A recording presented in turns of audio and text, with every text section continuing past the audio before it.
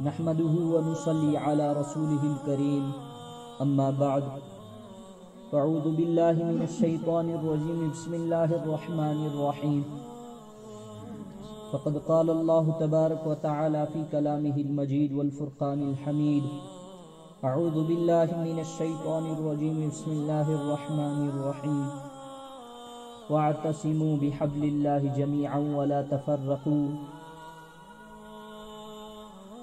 صدق الله مولانا العظيم وصدق رسوله النبي الكريم ونحن على ذلك من الشاهدين والشاكرين والحمد لله رب العالمين.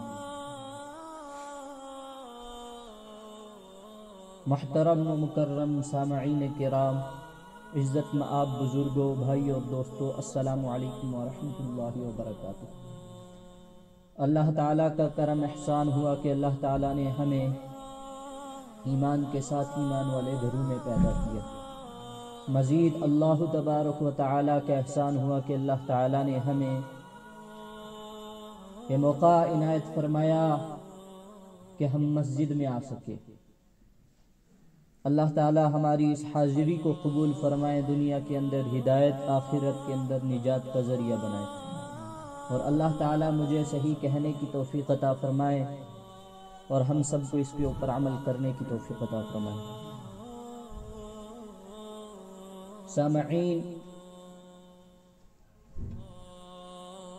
اللہ تعالی نے ہمارے اوپر احسان کیا کہ ہم مسلمان ہوئے، ایمان والے گھروں میں پیدا ہوئے.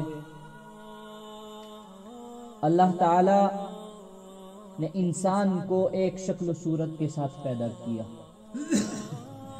جسامت کے اعتبار سے وہ ایک جیسا ہے، دماغ بھی ایک جیسا، پر عقل اور سمجھنے سوچنے کی صلاحیتیں الگ الگ دی. اگر آپ غور کریں تو ہر انسان کے جو کھوپڑی میں دماغ ہے وہ ایک جیسا ہے، بس اس کے اندر جو صلاحیتیں دی وہ الگ الگ دی. اللہ تعالیٰ نے کسی کو کسی سے مختلف نہیں پیدا کیا جسم کے اعتبار سے، بس اس میں صلاحیتیں کم زیادہ رکھی. اور صلاحیتوں کے بعد، اس فرق کے بعد جو دوسرا فرق انسان نے خود پیدا کیا ہے وہ ہے کیا؟ کہ اللہ کو جاننے، پہچاننے اور ماننے کا فرق. کہ انسان پیدا ہوتا ہے تو فرمایا ہر انسان اپنی فطرت پر پیدا ہوتا ہے، اور فطرت کس کو کہتے ہیں؟ اسلام کو. یعنی کہ جس اسلام کو ہم مانتے ہیں یہ کوئی معمولی دین نہیں ہے، دین فطرت ہے. یعنی اسلام کا ہر ادنا سے ادنا عمل اور اعلیٰ سے اعلیٰ عمل آپ اگر غور کریں اس میں کہیں بھی آپ کو کچھ ایسی کمی نہیں نظر آئے گی جو انسانوں کے لیے مفید ہو. یعنی کہ ہر چیز کو اللہ تعالیٰ نے ہمارے اوپر جتنے احکام عائد کیے ہیں، اور نبی اکرم صلی اللہ علیہ وسلم نے ہمیں جتنی چیزیں ہمارے لیے چھوڑ کر گئے، ان سب میں اگر دیکھا جائے تو کہیں بھی انسان کا نقصان نہیں ہے. فطرت کے عین مطابق دین ہمیں دیا. پھر اللہ کے نبی صلی اللہ علیہ وسلم کی حدیث ہے، کل مولود یولد علی فطرت الاسلام. ہر پیدا ہونے والا بچہ اسلام پر پیدا ہوتا ہے، فطرت اسلام پر پیدا ہوتا ہے. وَأَبَوَاهُ يَهُودِيًّا وَلَا نَصْرَانِيًّا وَلَا مَجُوسِي. اور اسی کے والدین اس کو یہودی، نصرانی اور مجوسی بنا دیتے. کہ کسی بھی اعتبار سے اللہ تعالیٰ نے انسان کو مختلف نہیں پیدا کیا. اختلافات جو ہوئے ہیں یہ انسان نے خود کیے ہیں. جو اختلاف خود کرتا ہے انسان، پھر اس کے بعد وہ اللہ پر اس کی کیا کرتا ہے؟ اللہ پر باتیں کرتا ہے. یہ تو اللہ نے کیا ہے، بلکہ اللہ نے تو ہمیں سب کو ایک عقل کے ساتھ پیدا کیا تھا، بس اختلاف ہم نے کیا.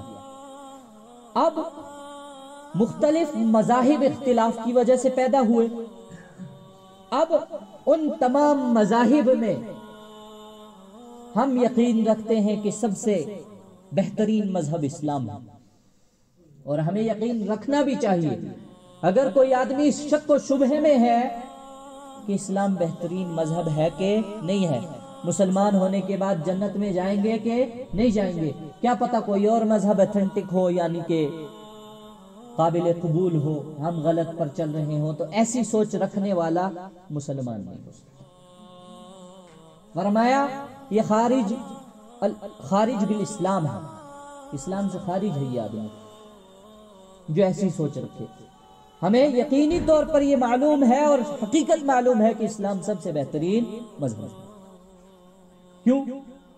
کیونکہ جتنے جاننے والوں نے، سمجھنے والوں نے اس کو جانا اور سمجھا، کوئی بھی اسلام کو ماننے قبول کرنے کے بغیر نہیں رہ سکتا.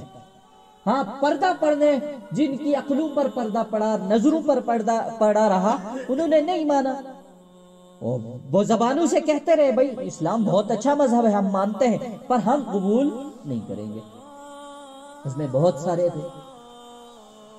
تو خیر، اصل موضوع کیا ہے کہ ہم مسلمان اختلاف کی وجہ سے علیحدہ علیحدہ ہو گئے.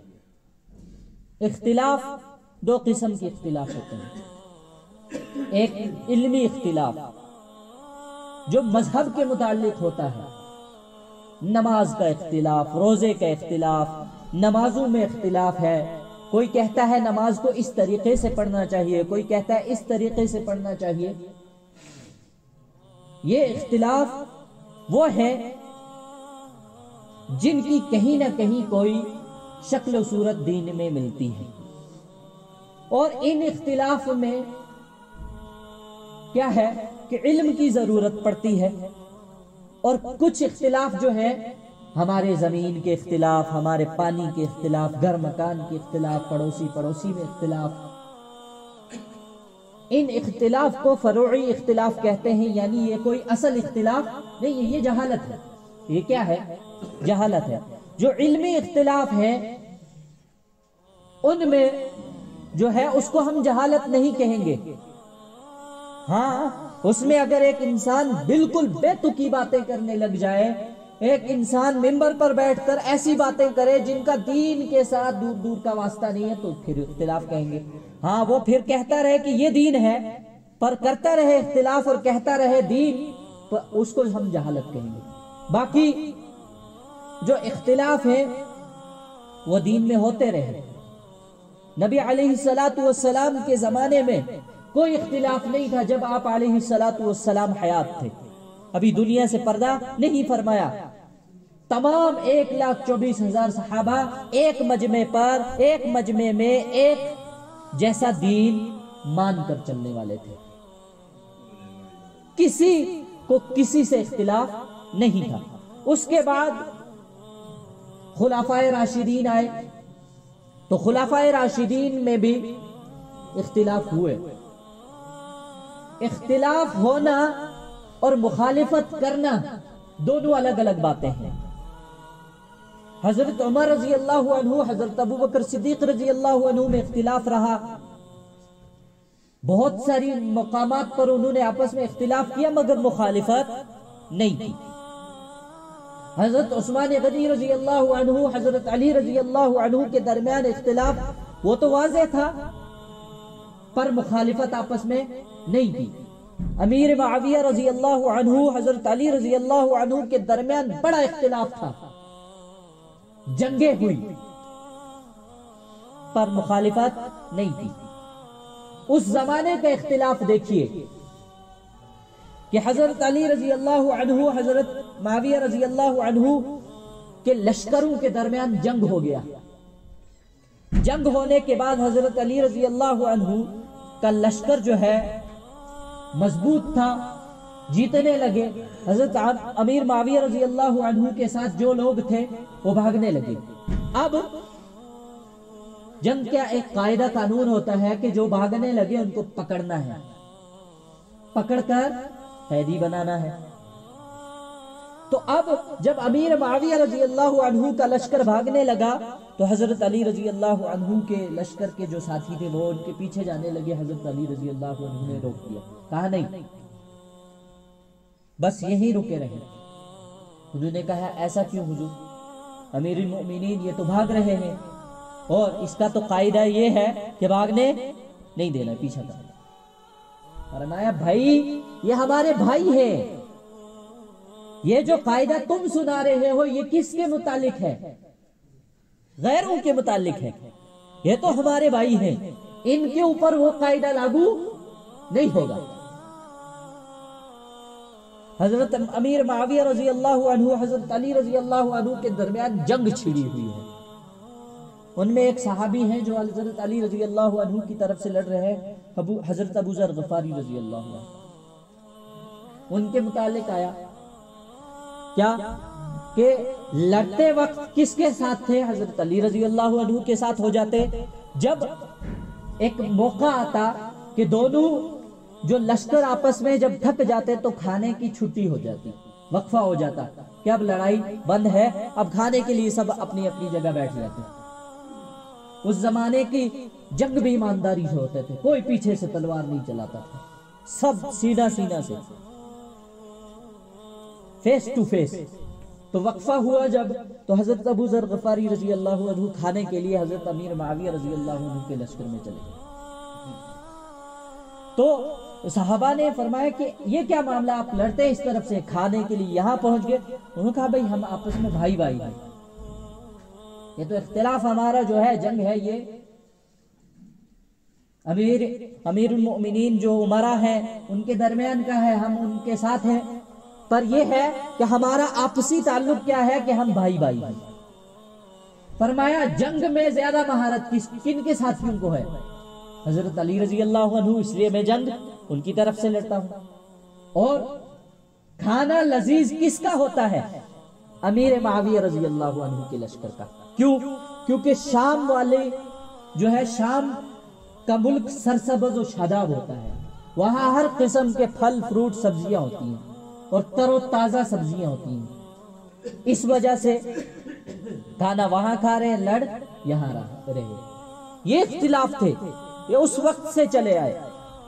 اختلاف ہوا, 4 مسلک بنے, حنفی, شافعی, مالکی, حنبلی, پر مخالفت کسی کے درمیان نہیں ہوئی. اگر ایک حنفی ہے تو وہ مستقل احناف کے فتاوی, احناف فقہ احناف جو فرمائیں گے اس کے متعلق اس نے زندگی گزارنی ہے. کس کا سنا؟ تو خیر, تو احناف جس مذہب پر احناف چلیں گے ان کو شافعی کے ساتھ کوئی تعلق نہیں ہے, شافعی اپنے مسلک کے ساتھ چل رہے ہیں. اب یہاں اختلاف نہیں ہے. کیوں نہیں ہے اختلاف؟ تب ہوتا کہ حنفی مسلک کے اوپر چلتے اور شافعی کو سراسر کیا کہتے, یہ جہنمی ہے. پر ایسا نہیں ہے. کیا فرمایا؟ چاروں مسلک حق پر ہیں. اب ہم نے حق کیسے تلاش کرنا ہے؟ جو حنفی ہے وہ پورا حنفی رہے گا, شافعی کے ساتھ اس کا کوئی, شوافع کے ساتھ اس کا کوئی تعلق نہیں ہے, نہ مسائل کے اعتبار سے نہ آپسی کوئی مخالفت رہے گی. وہ اپنا شافعی مسلک پر چل رہے ہیں, ہم حنفی پر چل رہے ہیں تو چلنے دیا جائے گا. وہ بھی حق پر ہے, ہم بھی حق پر ہیں, پر ہم ایک دوسرے کے مسائل میں اختلاف کرتے ہیں پر مخالفت نہیں کرتے. کیوں؟ کیونکہ اگر مخالفت ہوتی تو پھر یہ کہہ دیا جاتا کہ امام ابو حنیفہ رحمت اللہ علیہ حق پر تھے, وہ جنت میں جائیں گے, اور شافعی ناحق ہے, امام شافعی ناحق پر تھے, وہ جنت میں نہیں جائیں گے. تو ان کے درمیان بھی اختلاف رہا. اب حنفیوں میں بھی 2 روایتیں چلتی ہیں, ایک امام احمد رحمت اللہ علیہ کی اور ایک امام یوسف رحمت اللہ علیہ کی, کہ ان دونوں کی کیا چلتی ہے, روایاتیں چلتی ہیں. ان میں بھی آپسی اختلاف, ان کو شیخین کہتے ہیں. اب یہ اختلاف آگے علمی سطح پر جب تک چلے گا، علماء کے درمیان رہے گا، تو اس میں کوئی معاملہ نہیں ہے۔ وہ چونکہ دونوں جانتے ہیں ہمیں کیسے اس کو کیا کرنا ہے، ایک دوسرے کے ساتھ معاملات کے ساتھ پیش آنا ہے، کس معاملے کے ساتھ پیش آنا ہے۔ اسی وجہ سے فرمایا اختلاف ہوتا رہے گا، اختلاف ہونا بھی کوئی بری بات نہیں ہے، اختلاف رائے کا ہونا بھی کوئی بری بات نہیں ہے۔ مجھے دوسرے کے معاملہ صحیح نہیں لگا تو میں نے اس کے ساتھ اختلاف کر لیا۔ کیا اختلاف کر لیا؟ بھائی یہ مسئلہ جو تم کر رہے ہو، یہ جو تم عمل کر رہے ہو، یہ صحیح نہیں ہے۔ اس نے کہا بھائی کیسے صحیح نہیں ہے؟ میں نے اپنی طرف سے دلیلیں دی، اس نے اپنی طرف سے دلیلیں دی، پر دلیلیں دونوں حق بجانب ہونی چاہیے، قرآن و سنت کے مطابق ہونی چاہیے، صحابہ کے مطابق بالکل صحابہ کے عین مطابق ہونی چاہیے۔ تو پھر ہم نے اختلاف رائے کا اظہار کیا، اس نے اختلاف کو قبول کیا۔ اب میں کہنے لگ جاؤں یہ سراسر کیا ہے، جنت میں جا ہی نہیں سکتا، لڑنے لگ جائیں، مخالفت کرنے لگ جائیں، غیبتیں کرنے لگ جائیں، تو اس کی اجازت نہ اسلام دیتا ہے، نہ فقہ دیتے ہیں، اور نہ فقہ دیتا ہے۔ اسی وجہ سے کیا کہ حضرت عمر رضی اللہ عنہ، حضرت عثمان غنی رضی اللہ عنہ ایک موقع پر، حج کے ارکان میں سے ہے، جو حاجی گئے ہوں گے ان کو زیادہ معلوم ہوگا کہ مینا کے مقام پر 2 رکعت نماز پڑھی جاتی ہے۔ تو حضرت عثمان غنی رضی اللہ عنہ 4 پڑھنے لگ گئے۔ کتنی پڑھی؟ 4 پڑھی۔ تو ایک صحابی کیا کیا؟ انہوں نے اختلاف کیا کہ امیر المومنین ہم تو نبی علیہ السلام کے زمانے سے 2 پڑھتے آئے ہیں، آپ 4 پڑھ رہے ہیں۔ انہوں نے اختلاف رائے کیا، حضرت عثمان غنی رضی اللہ عنہ نے اس کا جواب دیا اور 4 پڑھائی۔ کتنی پڑھائی؟ 4 پڑھائی۔ ان کے ساتھ ان صحابی نے بھی کتنی پڑھی؟ 4۔ دوسرے صحابی اٹھے، انہوں نے کہا بھائی ابھی تو تم مخالفت کر رہے تھے، ابھی بھی تو تم نے اختلاف رائے کا اظہار کیا، اختلاف کیا، تو پھر تم کیا کرنے لگ گئے؟ تم نے خود 4 پڑھی۔ فرمایا کہ یہ جو میں نے ان کو کہا کہ ہم نبی علیہ السلام کے زمانے سے 4 پڑھتے آئے، یہ اختلاف رائے ہے۔ یہ کیا ہے؟ اختلاف رائے ہے۔ اب میں خود 2 پڑھنے لگ جاؤں تو یہ کیا ہوگا؟ مخالفت ہوگی۔ یہ کیا ہوگی؟ مخالفت ہوگی۔ جہاں تک اجازت تھی میں نے اختلاف رائے کیا، اب اس کے بعد دوسری مخالفت کرنے کی اجازت نہیں تھی تو میں نے 4 پڑھی۔ تو ایسے اختلاف ہوتے رہے اور ہوتے رہیں گے۔ فرمایا کہ یہ امت کبھی ایک رائے پر قائم نہیں ہو سکتی، کبھی بھی یہ امت ایک رائے پر قائم نہیں ہو سکتی۔ اب کہیں گے کیسے نہیں ہو سکتی جی؟ کیونکہ اگر ہو جاتی ہے، اگر یہ امت ایک رائے پر کیا کر لے، ایک رائے پر قائم ہو جائے، تو نبی علیہ السلام کا وہ حدیث کہاں جائے گی جس میں نبی علیہ السلام نے فرمایا یقیناً میری امت کے کتنے فرقے بنیں گے؟ 73 فرقے بنیں گے۔ تو وہ تو بننے ہیں۔ تو نبی علیہ السلام کا ارشاد کبھی جھوٹا ہو نہیں سکتا۔ اب وہ بنیں گے تو اس کا مطلب جب 73 فرقے بنیں گے تو 73 طریقے کا اختلاف ہوگا۔ اختلاف سے یہ امت کبھی بری نہیں ہو سکتی، مگر اس امت کو مخالفت کرنے کی اجازت نہیں دی گئی۔ کیوں؟ کیونکہ اس کا قرآن میں ذکر آتا ہے، اللہ تعالیٰ فرماتے ہیں وَاعْتَصِمُوا بِحَبْلِ اللَّهِ جَمِيعًا، اے لوگو میری رسی کو مضبوطی سے تھامے رکھو، بِحَبْلِ اللَّهِ جَمِيعًا، اور جمے رہو، جماعت میں رہو، جڑے رہو، آپس میں اتفاق قائم رکھو، وَلَا تَفَرَّقُوا، اور آپس میں نہ بٹو۔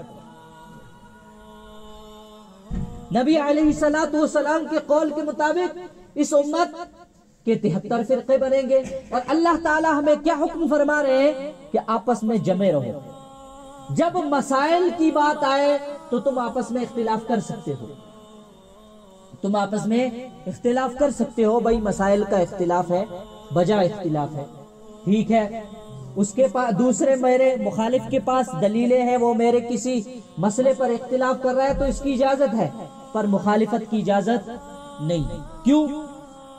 اور پھر اس کے بعد اب اگر عام آدمیوں میں اختلاف ہونے لگ جائے، علمی اختلاف بھی، تو اس کے نقصانات کیا ہیں؟ علماء آپس میں اختلاف کرتے ہیں، علماء کا اختلاف رہتا ہے، اکثر مناظرے بھی ہوتے ہیں، اور اس کے بعد دیکھیں گے کہ وہ اختلاف بجا ہوتے ہیں، حق پر جانب ہوتے ہیں۔ کیسے؟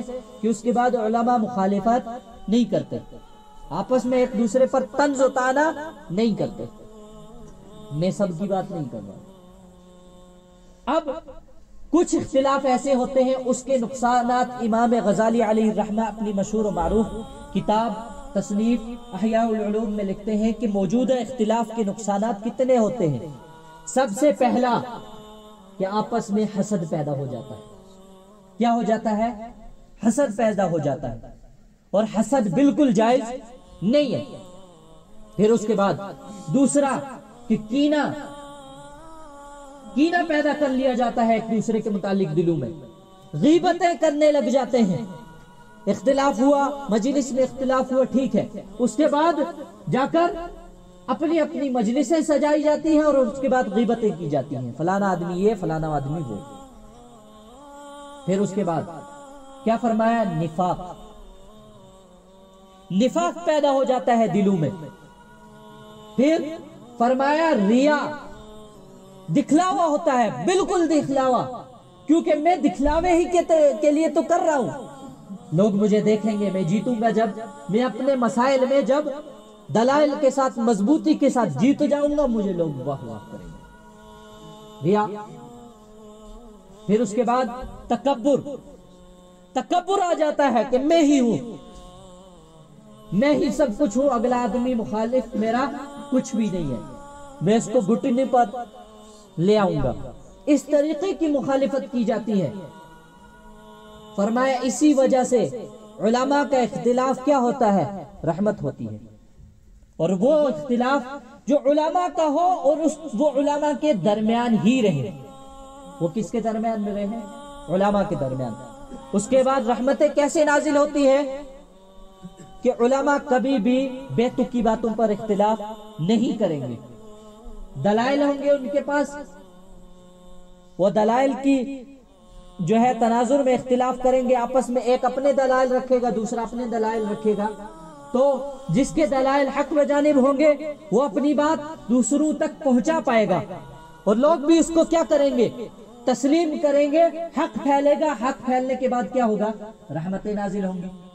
تو علماء کا اختلاف رحمت بن گیا۔ اب دونوں آدمیوں کو پتہ نہیں ہوتا ہے موجودہ اختلاف، نہ مجھے پتا ہے اور نہ میرے مخالف کو پتا ہے کہ ہم بات کس چیز کی کر رہے ہیں، مگر لڑے جا رہے ہیں کس وجہ سے؟ کیونکہ میں یہ جانتا ہوں اور وہ یہ جانتا ہے۔ پھر اس کے بعد کیا ہوتا ہے؟ برسوں تک، عرصے تک آپس میں کیا نہ اتفاقی پیدا ہو جاتی ہے۔ تو اسی وجہ سے عوام کا اختلاف کبھی حق کی بجانب بھی نہیں ہوا، اور اس کے اختلاف سے کبھی رحمت بھی آئی نہیں، ہمیشہ عذاب ہی عذاب آئے۔ اسی وجہ سے اللہ تعالیٰ فرماتے ہیں آپس میں کیا رہو؟ مضبوطی سے ایک رسی کو تھامے رکھو، اور وہ رسی میری کون سی ہے؟ شریعت۔ شریعت کہاں سے آتی ہے؟ علماء کے یہاں سے۔ تو اس وجہ سے ہمیں اکثر کیا کرنا چاہیے کہ اختلاف کو علماء تک رہنے دینا چاہیے۔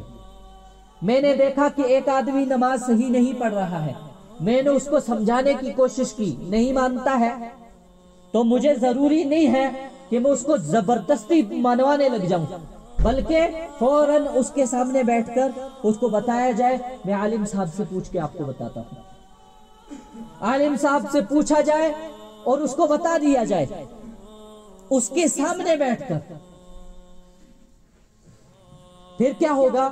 اس کے بعد بھی اگر وہ کیا اپنی اس صحیح بات پر آتا نہیں ہے تو یہ اس کا معاملہ ہے، ہم نے اختلاف رائے کیا، اس نے اختلاف کو تسلیم کیا یا نہیں کیا وہ اس پر ہے،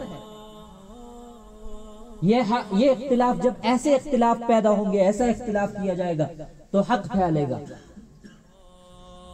بے تکی باتوں پر بے جا اختلاف کیا جائے گا، کبھی حق نہیں پھیلے گا. آپس میں یہی چیزیں پیدا ہوں گی جو امام غزالی نے فرمایا، حسد. آپس میں لوگ ایک دوسرے سے حسد کرنے لگ جائیں گے، غیبتیں کرنے لگ جائیں گے، نفاق کے عادی ہو جائیں گے. پھر اس کے بعد تکبر آ جائے گا، ریا آ جائے گی. اور ان سب چیزوں کے بعد جب یہ چیزیں آ جائے تو پھر اسلام نہیں آ سکتا. ایک دل میں ریا بھی ہو، جس دل میں یہ سب چیزیں ہو اس دل میں کبھی صحیح چیز آ نہیں سکتی، دین آ نہیں سکتا، کیونکہ یہ تو آپس کی ضدیں ہیں.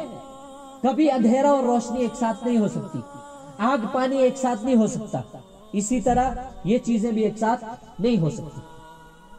تو ہمیں کوشش کرنی چاہیے کہ آپسی اختلاف کو چھوڑ کر اختلاف کو، مسائل کا اگر اختلاف ہو تو علماء تک اس کو پہنچائے، علماء تک رہنے دیں، علماء سے رجوع کرے، وہ صحیح بات بتائے تو مان لینا چاہیے.